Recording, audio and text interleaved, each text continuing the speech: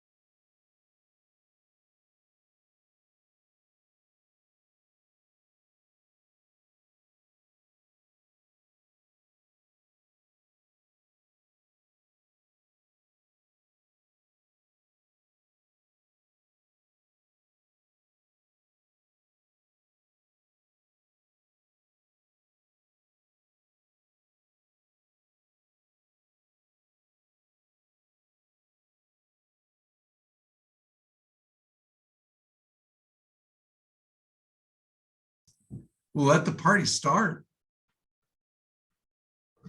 I'm going to eat a little bit of my lunch, FYI. Unless you're offended by it. Very much so. You know how it is. I tell you. A little chicken breast, a little coffee, a little water, and applesauce goes a long way. Always fun. So you're heading back today? Is that how that's working? So I'm actually leaving tomorrow. Checkout's tomorrow, so we're just gonna take our time. We might hang around a little bit before heading up. So we don't mind getting home late on a weekend. Not a big deal. Yeah. You guys drive or fly? Drive. It's not a bad drive. It's like a day drive depending on when you leave. Yep. Y'all come through Wyoming? Yeah, straight down. It's so much great scenery. Oh, very much so. You know, shrub here and there. Every now and then you see some kind of something with horns. Here and there. I mean, our scenery is usually like making fun of drivers that Oh, don't know what they're doing. that or getting stuck in Wyoming summer road construction. Yep, that too. Although actually we didn't see that much coming down. It looked like they had like finished a lot of it. That's good. So yeah.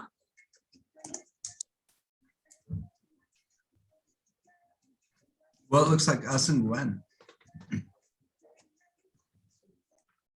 How are you, Miss Gwen? I'm good. I'm outside with the puppy. I was gonna say, well, there's that puppy again. You still Yeah, feeding here, him I'll have to turn strawberries? you around.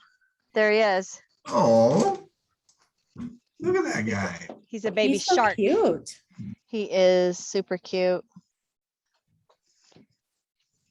Hey, we got Adrian. Super fun. Adrian's on.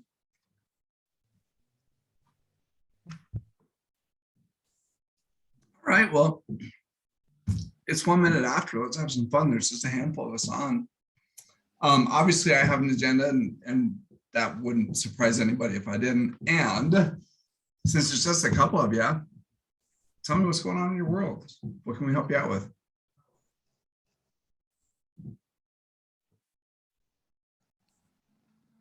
Go, Adrian. I had some time yesterday, so it's all you. Well, I don't know. That's a great question, Jake. I just show up because I always get some valuable nuggets by listening to you. So I didn't really have any expectations other than I knew I would get another valuable nugget. So you made it easy on me. No expectations. That's always a good thing. Fun. How about you, Gwen? Where are your opportunities? What are your challenges? Summer was a challenge. So now that summer kids are back in school, I worked with my coach today to write out new affirmations, my win the day, and how to implement what I already know to do. So tell us more about that, because I think that can help all of us. Well, so I'm finding that if it's shiny and new, I'm like, oh, that's what I need. If it was only that, and it's not that I need, it's the implementation. The system isn't broken. It's my implementation of said system. So for me, I had, I don't know, I think it was 309 days of the same affirmation I wrote, and I kept that streak. And then we went to Great Wolf Lodge and I broke the streak and broke it again. It was like, okay, clearly it's time for a new affirmation. It's a new streak time. And I'm not beating myself up over not having 310 or 12 or, and making it to 365. Sure. It doesn't matter. That's still a killer streak. So what is my next thing that I can streak? Because doing a streak is very valuable. So I don't remember what book I read it in, or podcast that I heard it at, but they were talking about, I think it was, who was it that was Jerry Seinfeld? I think he was telling another comedian, he's like, how did you write something? How did you write a joke, or how did you do whatever it was? And he's like, write one joke, and the next day write one joke, and then don't break the streak. Yep. Just write a joke a day. I mean, it's just one. Yeah. No, exactly. And it was just one thing. And so it really got me thinking about what that looks like to even just win one day. And what's my minimum? And that I can check that box and go, you know what, if the world caves in around me today because things happen, I have done that one thing. So, and it also teaches me, don't wait till the end of the day, because I have been up at midnight going, oh crap, because I have forgotten to write my affirmations. And it was my affirmation was kind of long. Yeah. It wasn't Gwen is great, Gwen is great, Gwen is great. It wasn't like that. So it was rather long, and it would take me 17 minutes without fail if I concentrated to do it 25 times. Oh, wow. So, it wasn't a small thing to have to get up at midnight to get it done. Yeah. But at the same time, I was committed to it. We talked about today the difference in commitment and a decision. And what's the And difference? I would have thought that a commitment was stronger, but the way that she described it was like the day that you make a decision, Mhm. it is different. It carries more weight. And I don't know, I can't tell you why, but for some reason, it seems her analogy or her example, I guess, was the day that she decided that she was going to do a certain diet, she never looked back. Yep. And she did it and she did. And then she was talking about hopping on her Peloton. Her win the day was 15 minutes sitting on it, not pedaling Not it, pedaling. just sitting there. And I thought, well, heck, by that time, just because you sat on it, you might as well pedal around. And I'm thinking, I said, well, you probably got your sports bra on, which is a major thing. So you might as well get sweaty. You know, it's just like what is that one? Who wrote that about I think it was in Atomic Habits. Yep. You know, it's putting out your shoes. Well, I work to put out my shoes. I might as well put them on. Uh-huh. You know, and it's that, what is that next thing? And then that next thing that just takes you to the next thing. And then Yep. at the end of that sequence of things, you've done something. Well, it's the conversation that habits compound. And in order for us to get to what we want, like actually doing the Peloton, you have to set up the simple habit. Right? If you want to drink more water, it's laying that water out the night before on the nightstand. If you want to get up and do your prospecting at that point, it's having everything ready the night before. So you walk in, you have to make one choice. Do I drink the glass of water, which reminds me throughout the day I'm going to drink? Or do I walk in and do the calls, or do I get lost on Facebook? And because you've already made that decision, it only leaves one choice. And by leaving that one choice, you know what the right choice is, right? I mean, you talk about the Peloton, maybe it's put on a sports bra. Right. Right. I mean, if you see, just kidding. And yet maybe it's doing that. And just by doing that, it instigates the rest of that activity. Mm-hmm. So it's a really interesting conversation when you look at it. And then when we talk about decisions, and you said some really cool questions that I think it's really a slow down and right, which is, what can you do today to create that outcome? What decision will you make that starts you down that path? And it's different for each of us. My coach 2 weeks ago, Debbie Frapp, we sat down and she said, I've got 5 questions for you, which is always a scary thought, because that means she's going to kick me in the butt. And she says, question number 1, what's your goal for the year? She let me pick the business. She let me pick the whatever. So we talked about the goal. And then she says, question number 2, where are you at? And all that is in coaching is we're saying, okay, goal, actual, gap, right? So now let's talk about the gap. And that's where I figured she was going. So this is where are you at? We figured out the gap. She didn't ask about the gap. She said, what's your commitment level? On a scale of 1 to 10, what's your commitment to achieve the goal? How important is it? So mention my commitment level. By the way, if it's 7 or less, you're really not committed. You'll do it if it's easy. So my commitment level was 9, as long as it didn't impede X, Y, and Z that actually falls in front of that. Which then she said, okay, so what's important? What decision are you going to make to ensure that happens every day so it doesn't impede X, Y, and Z? And I'm like, good golly, why are you asking me these questions? And yet what she did, she broke it down and said, okay, what are you going to do? Right? Where's your commitment? And when are you going to make the decision to start? And then she went to this last 2 questions, which are super powerful. And the first one was, what could get in the way, or what has gotten in the way in the past?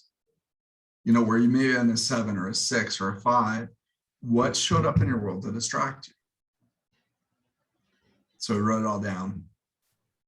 And then she said, now that you know that's the distraction, what decision could you make today so that in the event that that distraction shows up again in the future, you've already pre-planned how you're going to respond?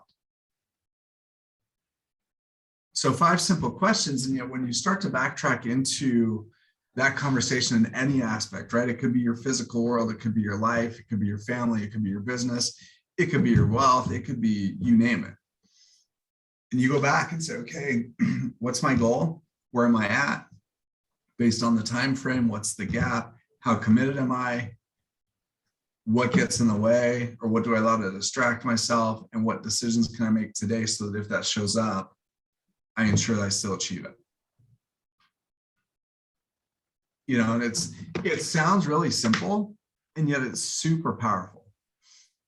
Abe Lincoln said this, and you can write it down if you want. He said the discipline is the difference between what you want now and what you want most. Discipline is the difference between what you want now and what you want most. And if you look at it, discipline and decision kind of start with the same root. And it's to cut off everything else, right? When we make a decision, when we have discipline, what we're doing is we're cutting off the distractions. We're cutting off other aspects so that we can move forward.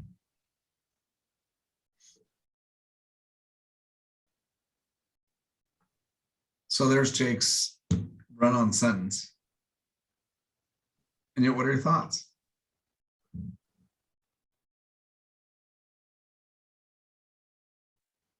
I'm still writing. So I heard you say something that hit me that should make sense. I hate when those happen. But you told your coach that you had where your commitment level was as long as XYZ. Mm-hmm. I start looking at my goals and stuff, and then I back them up assuming XYZ. I didn't know I did that until you said that. And the reason I said XYZ is because when I set goals, I also set priorities. And when I look at the priorities I have, I mean, priority number one, as you all know, is my family, my wife, my kids. So if I set a goal or have an activity necessary that distracts me from that, number one, I'm calling to ask permission. As crazy as that sounds, it's making sure my wife and I are on the same page. And then number two is I know the commitments I have, right? Andrew does rock climbing on Wednesdays. He and I are going to go climb together on Wednesdays, which is going to be real interesting because he climbs and I don't. And yet that's in my schedule, right? You can catch. Oh, it's a whole nother, like I'm doing a belay class, so I know what I'm doing.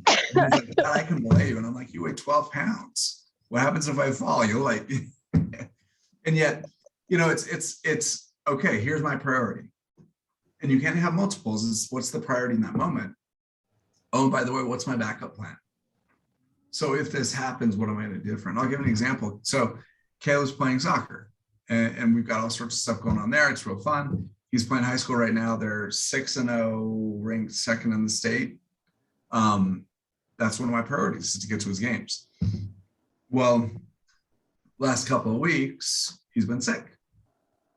So he missed a game here, missed a game there. So the backup plan, because it's all live streamed, is he and I'll sit down and we'll watch the game together and watch how the kids do. And he'll complain about the guy that's taking his spot because he's not as good as he is and whatever. And it's fun. And they still win. And yet, so instead of being at the game, we still do it together. So that's the backup plan. Well, in order for all that to work out and be home for dinner at 6 and all the other fun stuff that I've agreed to, we have to have everything else worked out ahead of time. So you got to work backwards. So when we talked about the goal, if the goal is X, I've got to get that goal of actual activities completed to achieve that goal finished by that time. And oh, by the way, it's not always going to happen. So I have two choices. Either I stay at work or I stay where I'm at until I complete it, or I accept that I'm going to have to do more tomorrow to ensure I meet those expectations. And that was a conversation she was having. She's like, what's the difference between a 9 and 10? Well, that's the difference, right? I mean, the difference between a 9 and 10 is if I'm going to go coach bowl, then my kiddo has a state game the same night I'm supposed to be on the road. I'm going to find somebody else and I'm going to come back. Or if I can't, I'm going to live stream it and he and I are going to have a conversation afterwards. So again, there's always that process that you look for. And I think the first things first is what's important. You know, what's your drive? I don't know. I mean, we did this before, probably 6 months ago. When you look at, there's that concept in our mantra, we talk about building careers worth having, businesses worth owning, lives worth living, experiences worth giving, and legacies worth leaving. And when you look at that concept of leaving a legacy, and you think about leaving a legacy, what does that mean to you?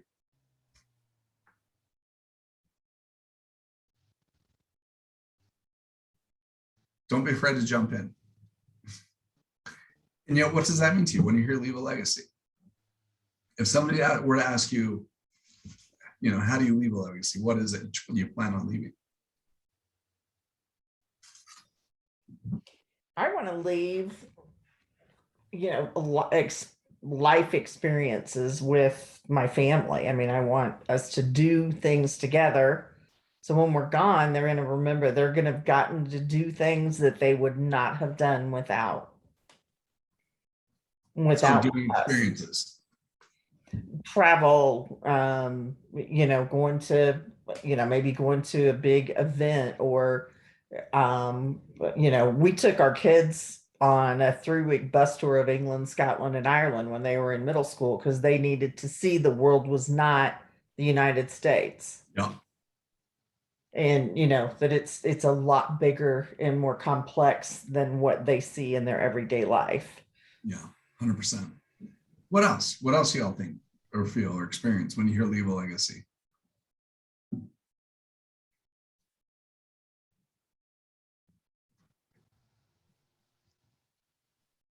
So if you take that statement and you cross out the word leave and write the word live, and you change it to live a legacy, what's the difference?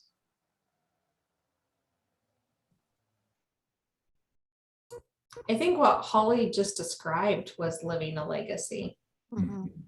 Yeah, probably more I think so too. Yeah, I don't care if I leave them anything. By the way, and that's okay, right? And the reason why we play this game, when you think about living a legacy, we live a legacy every day. I mean, we never know when that call is going to happen. We never know when my wife's going to push me in front of a bus, you name it. And yet we get to live this legacy every day. And at the end of the day, when you look back and say, okay, did I live the legacy I choose to leave? That's where, you know, we're talking a 9 out of 10. For me, that 1% is there's pieces I want to make sure that happen. And if that means I may fall short on a huge goal, there's a reason I set big goals. It's because if I fall 10% short on a big goal, I've still done really well. So if the goal is to do X, then I'm going to focus on Y. That's going to pull me through that goal. If I hit Y, phenomenal. If I don't hit Y and I fall a little bit short, I still cleared the basics. And that was a conversation my coach and I were having. And the powerful statement she said was, okay, so what could show up? What could get in the way? And that was where we started to say, okay, well, I've got my kids' soccer games. We've got the climbing thing. My wife and I are going out on a date, whatever. And those are hard stops. When she said, okay, when those pieces show up, how do you overcome it? What decisions do you make? Let's be real. My wife and I have an event tonight. Long story short, we asked for dress, and it's a fundraiser, and they're calling it denim and diamonds.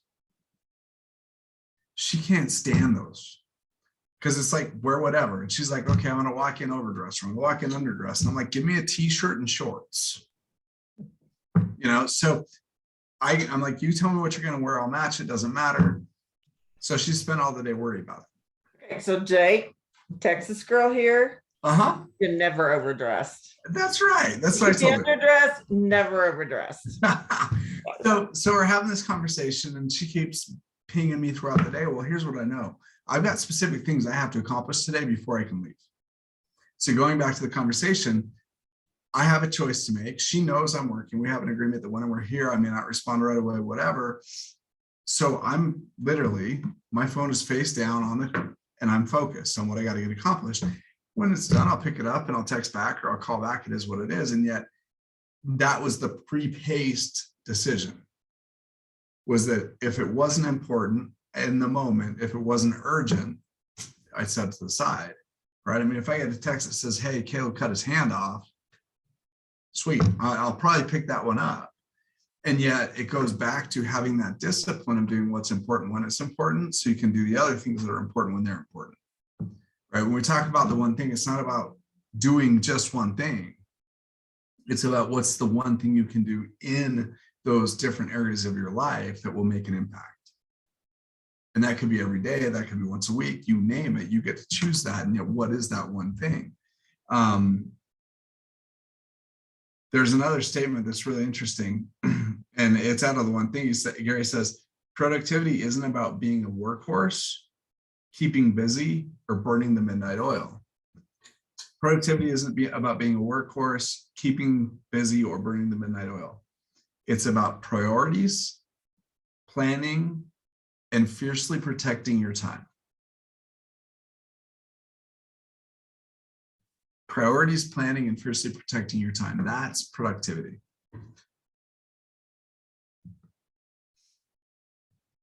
You know, the other way to look at it is it's not about how much time did you spend working today, it's what did you do inside that time. Because what you find is you may be able to accomplish a lot more in 4 hours that's highly focused than 12 hours at the office. It's unfocused.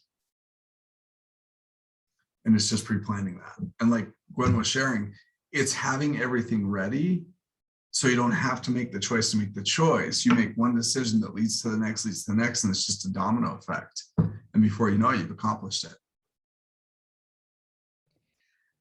it. So Jake, you know, there's been a lot of discussion recently about how there's all these jobs and nobody's coming in and taking them and going back to work.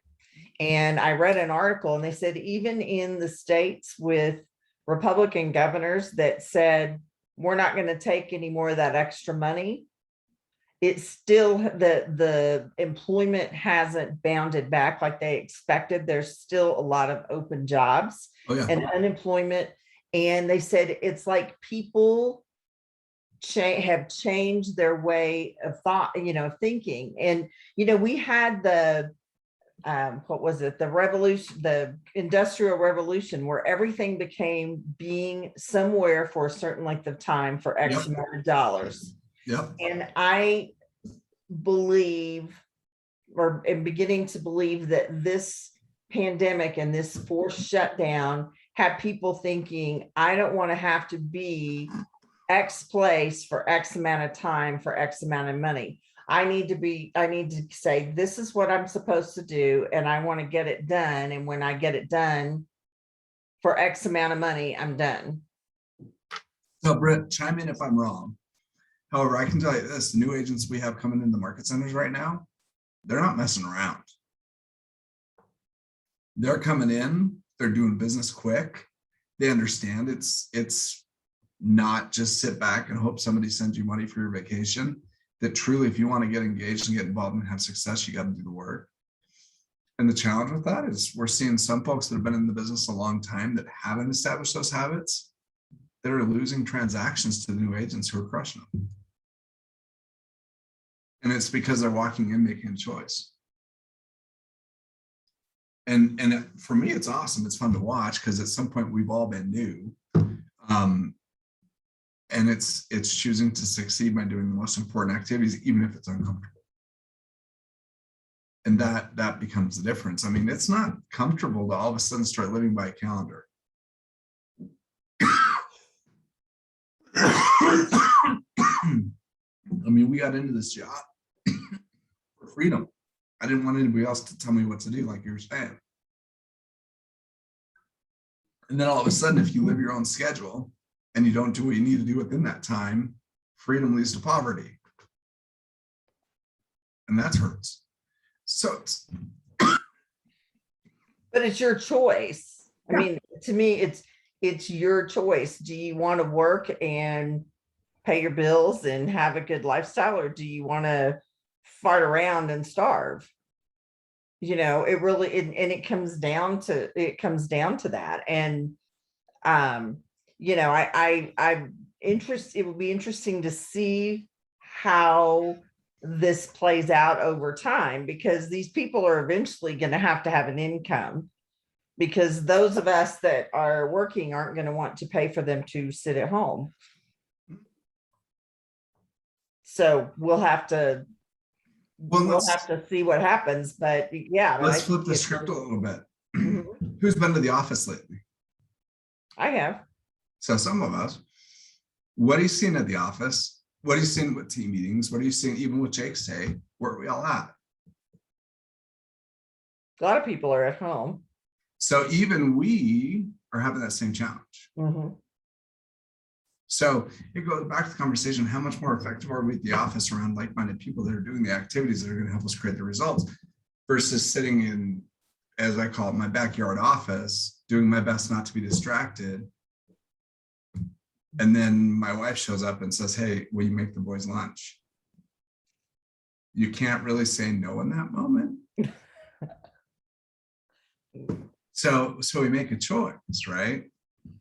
And I think that's also part of the challenge that a lot of us face, is if we're not in a place that makes us productive, if we don't have that place to protect that productivity, even at home, it's real easy to get distracted. And it's really easy to get pulled away from what we know is important in that moment. And then, as Gwen said, wake up at midnight going, what in the world just happened? Right? And then the flip side to that, it's pre-planning, like Gwen was explaining, it's pre-planning the activities, it's pre-planning the purposes, the most important things throughout the day. It's pre-planning the conversations you're going to have, so you know where they're going to lead. One of my favorite coaching mechanisms, and I coach my coaches to this, is start with the end in mind. By the way, you could do this with your clients. Hey, what's the outcome I want? In a perfect world, what's the outcome I want? I'm walking into a listing. What's the outcome I want? I want them to see the value that I can bring to the table and help them list the property at the right price, plain and simple. And now you start to work backwards. So what are the questions that I can ask to help figure this out? What's the dialogue that I can create to get to this outcome? And as you work backwards, utilizing questions, you get to control how that dialogue comes out. You get to understand what's important, which allows you to tie that opportunity at the end to the conversation that you created through the questions you asked. And that's the key. It's the key to all of it. Even when I was sharing in the beginning, she started to talk in questions. I'm not sure if you caught that. And yet sometimes that's how we coach ourselves. What can I be doing right now? It's the most important thing. How can I create the habits that I need to create so that one leads to the next? It becomes that domino, that catapult. Those are great questions to ask yourself. By the way, those are also questions that start to create affirmations around what you desire.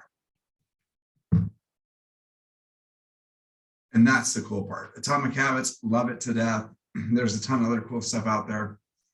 One of the books I'm listening to right now, which blows my mind, and it's really silly. She's a professional poker player. Just saying. It's called Thinking in Bets. And what she talks about, and she uses poker as kind of the thought process behind it. And yet what she talks about is the difference between making emotional decisions and logical decisions, and pre-planning and pre-pacing those decisions to help you through when the challenges show up. And I don't know if anybody ever's been to Blackhawk or Vegas, and you may have dropped a few bucks on the poker table or roulette, or I'm a blackjack guy, right? And you walk in, you throw your 200 bucks down, you start to play, and all of a sudden an hour in, you're like sitting at $1,000 and you're up and you're like, woohoo, we're going to celebrate tonight. And then you play for another hour and you lose it all. Or even if you walk out with the same 200 bucks you started with, what's the story you tell yourself? What's the energy around that? Probably not positive. No, you start out up and then you lose 800 bucks. So the story is I lost 800 bucks. Now here's the reality. If I start at $200 and I lose 150 and I keep playing with the 50 and I end up the night an hour later with $1,000, how do I feel? Great. Right? Now here's the flip side. Let's say I lose 150 in the first hour And in the second hour, I get back the 150 and I come out even. How do I feel? Drinks are still on me because I'm thrilled because I broke even. It all depends on where we're at in that process. With the outcome's still the same. The question is, how did it come together? And what she says is when you start to pre-plan the emotional response, understanding that just because you had a great hand today doesn't mean you're going to continue to have great hands over the next 6 hours. You're ready. And the flip side to that, to put it in our business, is you walk in and a deal falls apart first thing in the morning. That can impact or affect your attitude throughout the entire day. And the way you change it is going out and finding the next one. The flip side is you walk in and you're like, "Ooh, I put my buyers under contract after showing them 22 houses, right? 45 offers." And you're on cloud 9. And then all of a sudden you get the inspection objection back on your listing and you're like, "Oh crap." Right? And what she says is you can pre-place all of these emotional responses so that we're making logical responses in the moment that come out with the best outcome than making an emotional response that may not always lead to the outcome that we desire. What's the name of that book? It's called Thinking in Bets. It's a riot, by the way. And yet it's really cool and it's fun. It's a sales technique. You know, I sat down with a client of ours and it was a big deal that we were competing for. And at the end of the day, I basically followed this process. And what she says is prepace it, right? So, hey, let's look ahead. 12 months, a year. And this is what you lost because you chose this decision. How do you feel? What's the difference? Right? So it's just a series of questions. And in this case, he was married. And I said, so go home and tell your wife that you're planning on losing X amount of dollars over the next 2 years and see what she says. And he's like, I'm not doing that. I said, well, the question is, are you making the right decision then? So you take them to their future self to allow them to make the proper decision in today's world. And it's all done through questions. And by the way, we're not telling them what's important. We're not telling them what to do. We're just asking questions to help them see what the future could hold because they're making a decision based on what they experienced in the past. So I'll pause because I've been talking a lot. What are your experience? What are your ahas? What are your questions? What are you getting out of all this?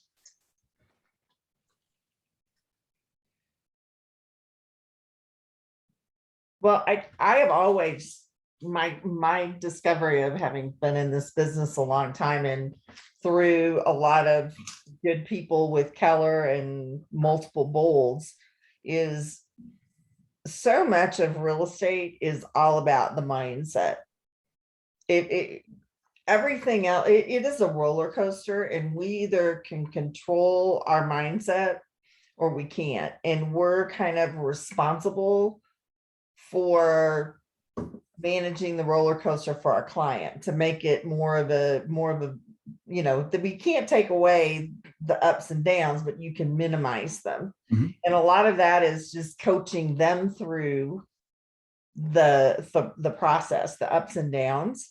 And so that's kind of, I think that's kind of where we have to focus. And part of that is keeping our mindset strong and if you don't start with a strong one, I didn't start with a good, strong mindset. I worked at it.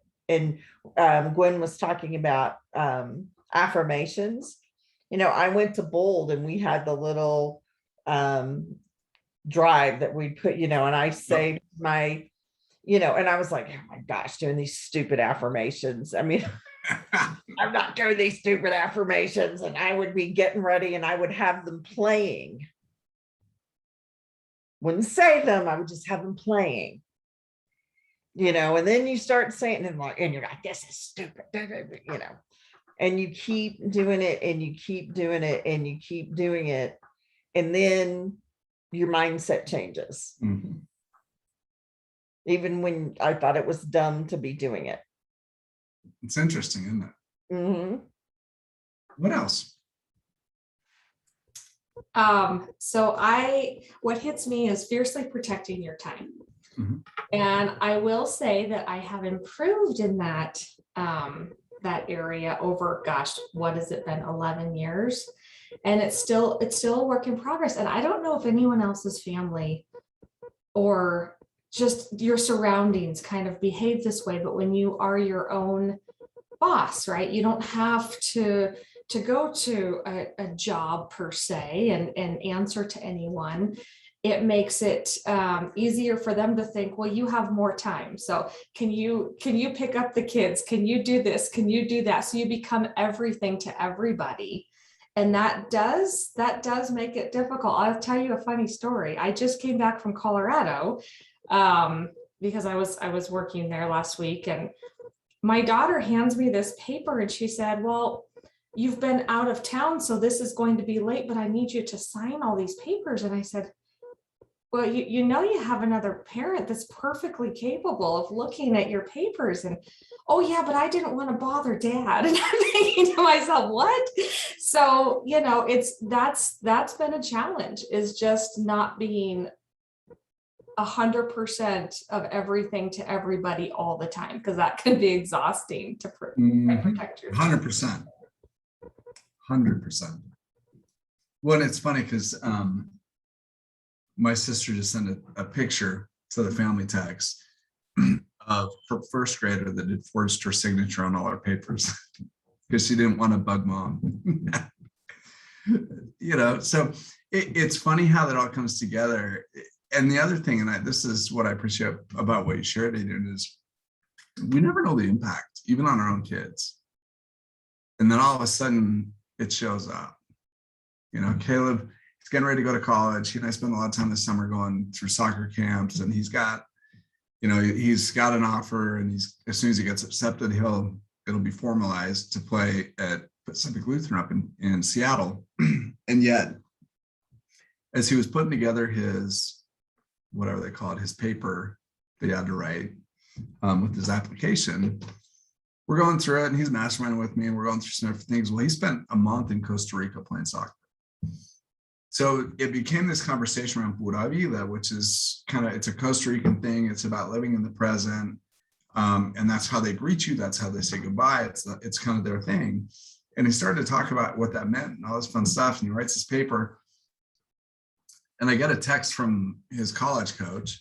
And she's like, hey, have you looked at your son's paper? No, because you told us not to. And she's like, you should read it. So I go reading through it. And part of the paper is, what did you learn? Right? What did you experience? And he goes into this conversation around, mom wasn't there to wash his clothes. Mom was, so he had to figure out how to do his own laundry. He had to figure out how to clean up after himself. He had to figure out, all these things. And then he switches over to me, which I'm like, whatever. Kid's a punk anyway. And he's like, dad wasn't there to give me the pep talks, to help me with the mindset, to be able to walk into these games, ready to go. So I had to figure out how to get myself mentally prepared on my own. And I'm thinking to myself, you little booger, I guess you got something from me, you just wouldn't admit it. And yet you never know the impact. And that's the importance of being present, right? Even if you're out and about, like I'm getting ready to go back on the road with Bold. And yet when my challenge is when I'm home, I'm present. And going back to where we started with what Gwen was sharing, the habitual response of how do we do this? We've got to create it, right? If you want to get up and work out, lay your workout clothes out by the bed and trip over them on the way out the door, it'll remind you, and throw the glass of water on the countertop. For me, when I'm on the road, for me to shift out of Bold coach, kick you in the butt mode and into work together with my teams and my market centers and my leadership groups, and I'll have a conversation with my family, I literally will change. I'll change out of my suit. I'll put on a t-shirt and shorts. I'll put on my flip-flops. And that's my physical state that says, okay, we can shift gears and move into this. It's weird. And yet what's your trigger, right? When you get home and you want to be present, how do you turn off? I still do it today. When I walk in the house, I get out of whatever I was wearing for work, put on whatever is comfortable in the house, and off we go. If we're not going anywhere, to be real, I put on my pajamas at 6 o'clock at night and I eat dinner. Why? Who cares? and yes, I'm the guy that will go to the store in my pajamas because who cares? And all that comes together. And yet it's what is it for you that reminds you that there's a time to turn off and be present. And it goes back to what Gwen was talking about earlier, which is it's that trigger. So what habit can you create? Number one, to remind you when you walk into the office, that's what you're doing, right? Or into your workspace, of what it is you can do to be successful and productive in that moment.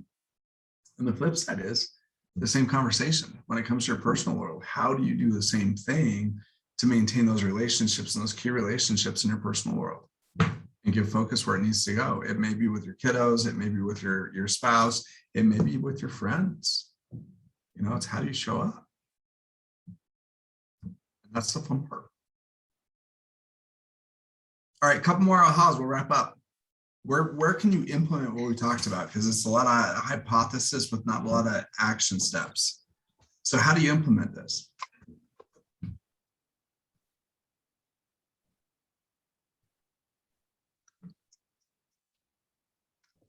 Come to the business planning clinic next Friday. Yeah, go to business. Set your goal. By the way, the region may have been slightly upset that we're doing in-person anything, and we kind of told them to fly a kite because we're doing it anyway. And we're planning another in-person event the first week of October. I'm working on getting one of our Bold Coach buddies out to do a full day in-person event. Mm-hmm. So we realize that we need it. You all deserve it. So we're going to start putting those pieces together, even if it gets us in trouble, because I don't care. Okay, thank you. Because it's about you guys. Let's be real. What else? So I was gonna mention another book that, as you were talking about backing yourself out of work mode when you get home, and so that you can be present. It reminded me of Todd Herman's book, Alter Ego. It is so good. And I remember he was talking about how he would put on these glasses. He called them his Clark Kent glasses. They didn't even have lenses in them. And that was his writing.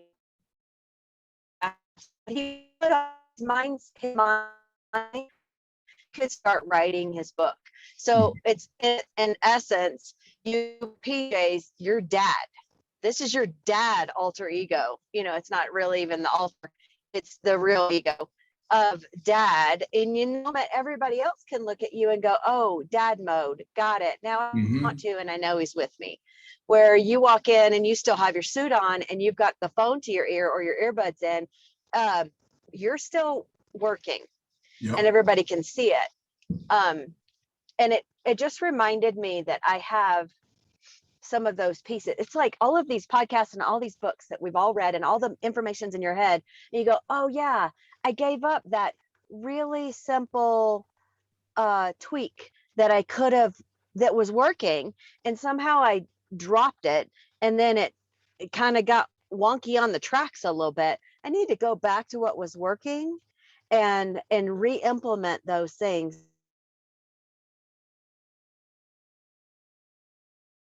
And Gwen froze.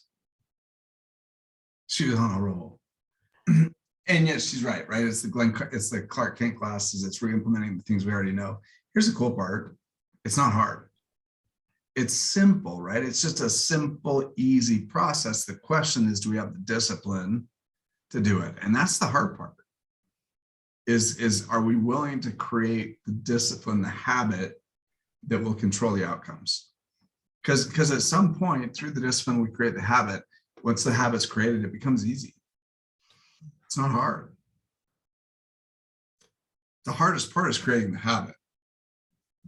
The easiest part is getting out of that habit. Welcome to COVID-15. I was used to working out before COVID, gym shut down. Now you got to wear a mask. And I'm like, screw the mask. I'll just go for a walk. Mm-hmm. And we got our nice little puppy, and our little puppy's getting as fat as I am because I'm not taking it for a walk. And now it's getting back into that habit of how do we eat? What do we do? How do we make sure that we maintain our fitness level? And oh crap, I'm going back on the road. My suit doesn't fit. Mark, set, go. Is that too transparent? And And yet it's like Gwen said, it's taking that small moment, those small steps that remind us of the shifts we're going to make. Am I being a business owner today? Am I doing the job I need to do? Am I looking at my personal world the way I want to look at my personal world? Am I building my wealth the way I choose to build my wealth? Am I present as a father? Even if it's stuff you don't want to do, by the way, the kids don't care if you want to or not. They just want to be there with you. So as we slow that conversation down and look at it, there's one other piece I'll add, and it says, your mindset determines your energy. And that was another big lesson I learned as a cold coach is we were out, where was I at? I think I was in Seattle. And I would get home. So Thursday night I come home, I had my coaching call with one of my coaches at 7 a.m. So I got home like at 2 a.m. Got up, literally rolled out of bed 5 minutes before 7, got on the call, still groggy, morning breath / everything else. I get on the call with Steve and he's like, how you doing? And I said, man, I'm pooped. And he says, because? And I said, well, the flight got in at 2 o'clock, yada, yada. And he goes, okay.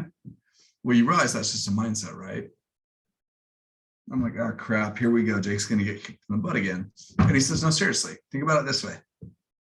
If your buddy called you and you got off a plane at, say, 8 or 9 o'clock, and you're exhausted, you've been on the road all week, you did both 4 days, on a plane every night, yada, yada. And they called you at 8 o'clock and said, hey, I've got courtside seats to the Nuggets at 8:30. Meet me there. Would you show up?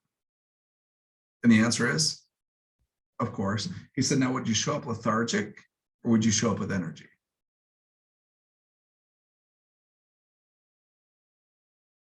He says, your energy is your mindset.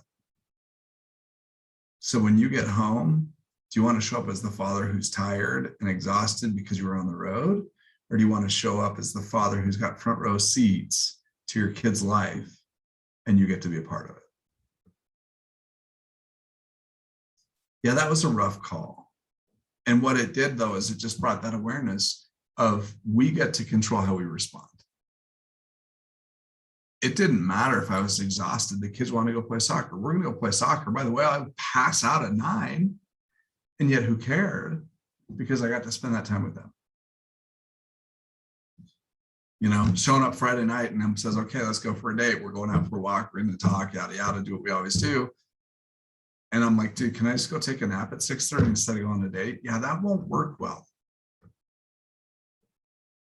So it's again, it was that process of, okay, what are the triggers that I could put in place to remind me that this is who I am in this moment? And that this is the energy that it desires and needs and deserves. And how do I show up that way? It's like the marathon runners when they talk about they get to that point where they bonk and yet they still got to keep going. They keep going. They found a way. For us, it's the same thing. So I trust this was fun. I trust y'all got a lot out of it today. I love these because we never know where it's going to go. And we get just to kind of ride the roller coaster of Jake's crazy. And yet, let me know if you have any questions. You all know how to get a hold of me. FYI, we are putting together a bunch of in-person stuff because you all have been asking for it. There's some other things that me and a handful of the OPs are actually putting together for next year because we don't have a regional director, so we can. And so just keep an eye out. We're having a lot of fun. We're getting a lot of feedback from the team leaders. There's going to be some really cool stuff we're putting together for y'all next year and wrapping up this year. That will be in person. So come, you actually have to get out of your pajamas from the waist down and show up, and yet we'll have a lot of fun together. Awesome. Thanks, Jake. You're welcome. Thanks for joining us. Have a good day. You too. Thank you. Thank you.